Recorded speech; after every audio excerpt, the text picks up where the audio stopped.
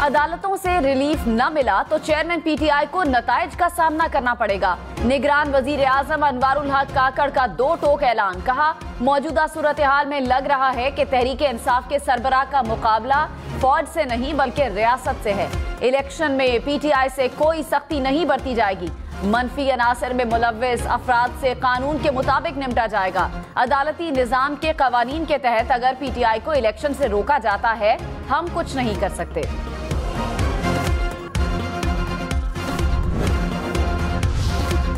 निगरान वजीर आजम अनवारुल हक काकड़ ने कहा, नवाज शरीफ की वापसी के मामले में हुकूमत चाहती है कि कानून अपना रास्ता इख्तियार करे।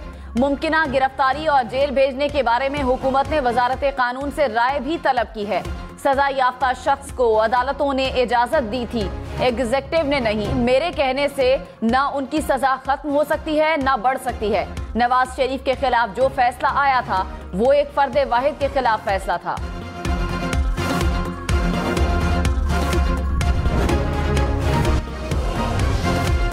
बलूचिस्तान के इलाके मस्तूंग में धमाका, डीएसपी समेत 6 अफराद जाँ बहक, 30 से ज्यादा जख्मी। पुलिस के मुताबिक धमाका अल-फलाह रोड पर हुआ। जख्मियों को अस्पताल मुंतकिल कर दिया गया।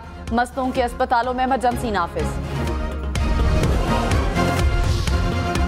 IMF ने पाकिस्तान से डू मोर का मुतालिबा कर दिया। आलमी मालियाती इदारे का तवानाई के शोबे में इस्लाहात और इस्तेदादकार में बेहतरी लाने का मुतालिबा। कहा, तवानाई शोबे में इस्लाहात और इस्तेदादकार में बेहतरी से मुस्तहकम ग्रोथ हासिल की जा सकती है। पाकिस्तान में टैक्स टू GDP शरह इंतहाई कम है। MD IMF चाहती हैं पाकिस्तान में अमीर लोग ज्यादा टैक्स दें। पाकिस्तान को ऐसी मॉनिटरी पॉलिसी की जरूरत है जिससे महंगाई में कमी हो।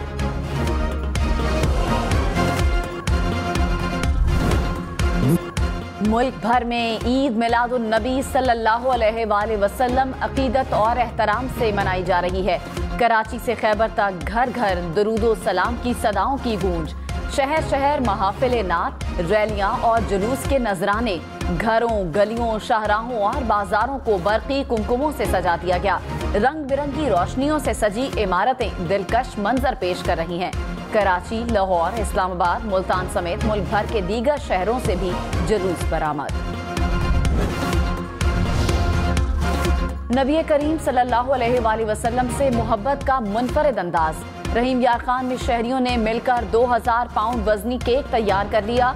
केक की तैयारी में काजू, बादाम, पिस्ता, अखरोट, शहद और मुरब्बा जात का इस्तेमाल किया गया। रिनाला खुर्द में भी 300 पाउंड वजनी केक तैयार कर लिया गया। केक की तैयारी में फ्रेश क्रीम, चॉकलेट, पिस्ता, बादाम और दीगर अशिया का इस्तेमाल किया गया। मुल्तान में 100 ऊंटों को खूबसूरत अंदाज में सजा दिया गया। जफरवाल में ताजिर ने 100 मन ऊंट का गोश्त पकाकर लोगों में तकसीम किया। मंडी बहाउद्दीन में मैंगो मिल्क शेक की सबीर तैयार।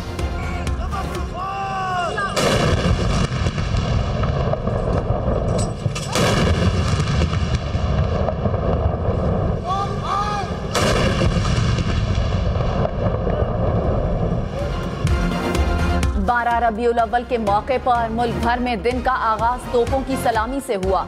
सूबाई दारुल हुकूमतों में 21-21 और वफाकी दारुल हुकूमत इस्लामाबाद में 31 तोपों की सलामी दी गई। पाक फौज के जवानों के पाकिस्तान जिंदाबाद के नारे। दिन के आगाज के मौके पर मुल्क में अमन सलामती की दुआएं।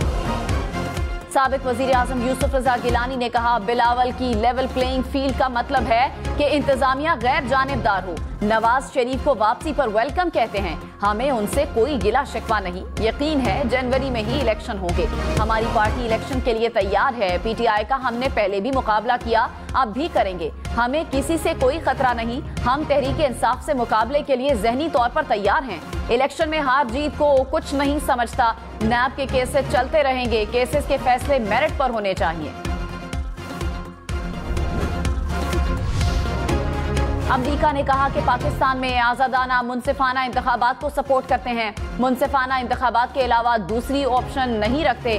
तर्जुमान अमरीकी महकमे खारजा मैथ्यू मिलर ने कहा, पाकिस्तान में किसी एक जमात को सपोर्ट नहीं करते। पाकिस्तान को काबिल कदर शराकतदार के तौर पर देखते हैं। पाकिस्तान के साथ मुतादिद इशूज पर काम करते हैं। अमरीकी कांग्रेस में पाकिस्तान की इमदाद रोकने का बिल मुस्तरद। रिपब्लिकन रुकन की तजवीज वोटिंग में नाकाम।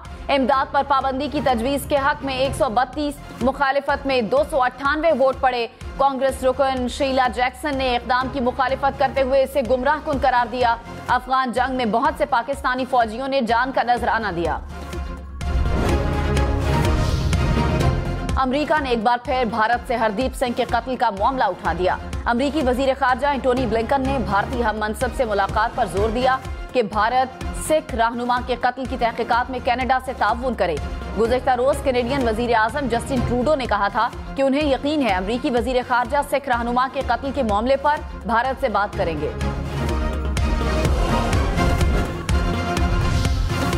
हमसाया मुमालिक पर दहशतगर्दी के बेबुनियाद इल्जामात लगाकर जवाबी कार्रवाई के तौर पर दुनिया भर में कत्लो गारत।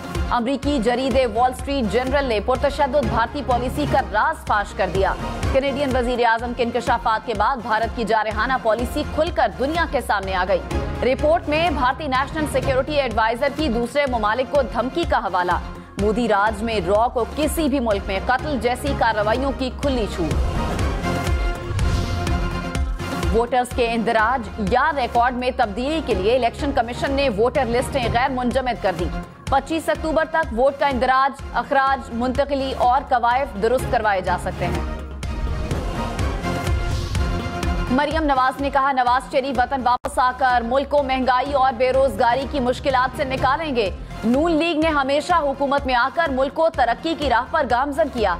नवाज शरीफ ने आवाम की खिदमत में कोई कमी नहीं रखी। मरियम नवाज की जेर सदारत इजलास में नवाज शरीफ की वापसी के मामलात पर मुशावरत।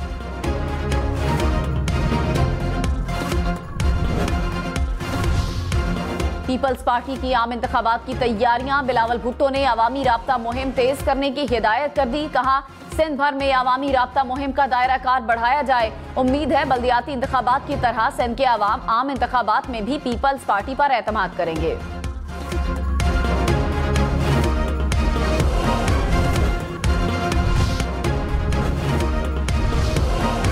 Army chief general Syed Asim Munir ने कहा, गैर कानूनी मुआशी सरगर्मियों के खिलाफ सिक्योरिटी इदारे और मुतालिका महकमे मिलकर पूरी कुव्वत के साथ कार्रवाइयां जारी रखें। कार्रवाइयों से मुआशी नुकसानात से निजात मिलेगी। आर्मी चीफ की लाहौर में एपेक्स कमेटी के इजलास में शिरकत। सिक्योरिटी सूरत हाल, बिजली गैस चोरी, जखीरा अंदोजी और करेंसी स्मगलिंग के खिलाफ कार्रवाइयों पर तफसीली ब्रीफिंग।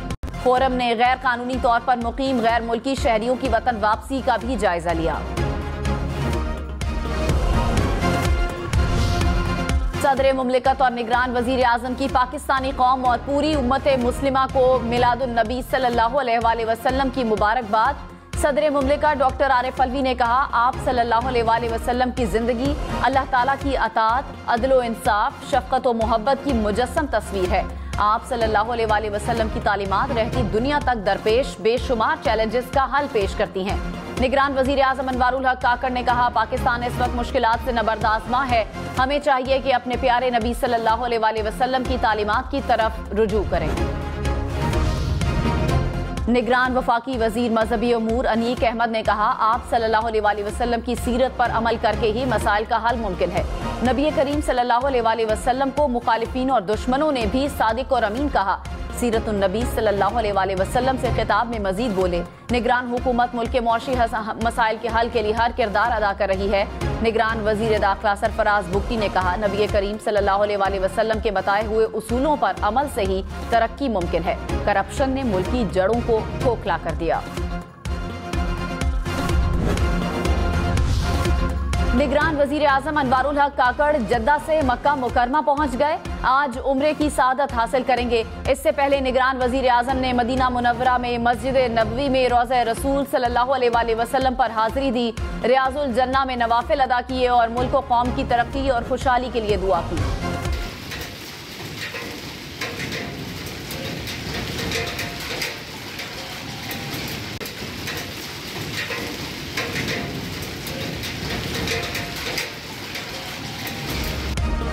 मुल्क के मुख्तलिफ शहरों में बारिश, बाजौड़ में तूफानी बारिश के साथ यालाबारी। हरीपुर शहर और गिरदोनवाह में भी बादल बरसे। महकमे मौसमियात की 30 सितंबर तक बारिशों की पेशगोई। खैबर पख्तूनख्वा और गिलगित बल्तिस्तान के पहाड़ी इलाकों में बर्फबारी का इम्कान। बालाई इलाकों में लैंडस्लाइडिंग का भी खदशा। इस्लामाबाद, रावलपिंडी में भी गुज़श्ता रात तूफानी हवाओं के साथ मूसलाधार बारिश हुई। लाहौर में रोटी, बीफ, मटन, दालें महंगी हो गई। 2 रुपए इजाफे से सादा रोटी की सरकारी कीमत 20 रुपए हो गई। नान की कीमत 25 रुपए पर बरकरार। मटन 100 रुपए महंगा होने से 1600 रुपए फी किलो हो गया। बीफ की सरकारी कीमत 800 रुपए मुकर्रर। बासमती चावल, दाल चना, मसूर, माश, मूंग, बेसन की कीमत में भी इजाफा। इनकम टैक्स रिटर्न्स की आखिरी तारीख को आगे नहीं बढ़ाया जाएगा। एफबीआर का फैसला, तमाम inland revenue commissioners case to case आखिरी तारीख बढ़ा सकते हैं। टैक्स रिटर्न्स जमा करवाने की आखिरी तारीख 30 सितंबर है। मर्दान में पुलिस और हसास इदारों की खुफिया इत्तला पर कार्रवाई। फायरिंग के तबादले में इंतहाई मतलूब दहशतगर्द हलाक। दहशतगर्द भत्ताखोरी समेत दहशतगर्दी के 3 मुकदमात में मतलूब था। दीगर फरार दहशतगर्दों की तलाश जारी। कराची में लुटेरों ने सुपर हाईवे पर नाका लगाकर मुसाफिर बस को लूट लिया। 4 डाकुओं ने बलूचिस्तान से आने वाली बस को लूटा।